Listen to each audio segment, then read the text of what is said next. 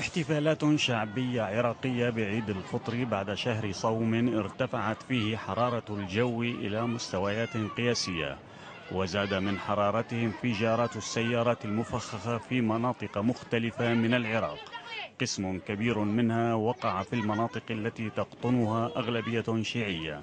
العراقيين شيء والواقع شيء آخر، ففي مدن الفلوجة والرمادي أقيمت صلاة الجمعة وسط خطابات لم تأتي على ذكر أعمال العنف التي تضرب العراق، رغم أن الصلوات والخطب أقيمت تحت شعار أوقفوا الإرهاب وإعدام الأبرياء، لكنها ركزت على المطالب الشعبية المشروعة والحقوق المغتصبة لأهل السنة والجماعة وفقا للخطباء.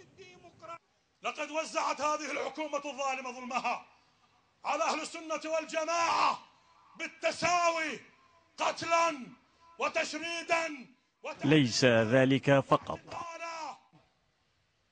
فالله هيأنا أن ندافع عن رسول الله المظلوم عند الروافض، فقولوا الله أكبر.